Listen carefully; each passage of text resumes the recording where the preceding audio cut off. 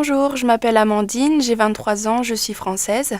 Je suis actuellement un Master 2 en conservation des aliments et emballage à l'ENSAIA. Quand j'étais en L3 de biologie, je suis partie 6 mois en Erasmus à l'université de Valencia en Espagne. Alors ce qu'il faut savoir, c'est qu'en Espagne, la fête, c'est vraiment sacré. Les Espagnols vivent plus la nuit que la journée. En étant Erasmus, je sortais tous les soirs, donc aussi bien dans des bars que dans des discothèques.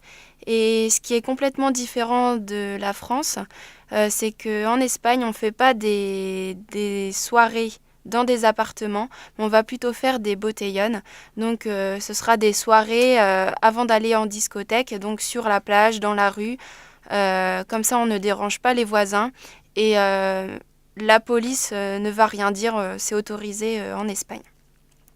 Donc en ce qui concerne les discothèques, elles sont en général donc à Valence. Elles sont gratuites, donc il faut s'inscrire par l'intermédiaire de listes. Donc elles peuvent être gratuites jusqu'à 1h30, 2h et des fois toute la nuit. L'alcool, il sera moins cher qu'en France.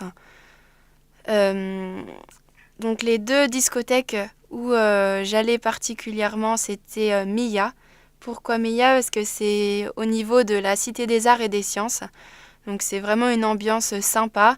Et l'été, il y a une terrasse qui s'appelle l'Ombre à Clé avec des palmiers, de la musique en plein air. Dans ce type de discothèque, il y aura de la musique techno, du rap, de la musique latine. Et il y a également Aquarella. C'est vraiment une discothèque. Quand tu rentres dedans, tu as les pieds dans le sable. Donc tu sors de la discothèque à...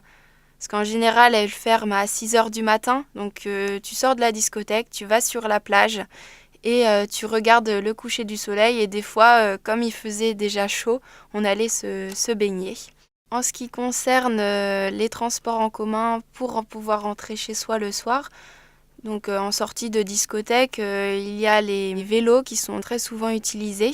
On peut également rentrer à pied et ce qui se fait beaucoup, ce sont les taxis, parce que ça coûte vraiment pas cher. C'est par exemple 6 € pour rentrer chez toi.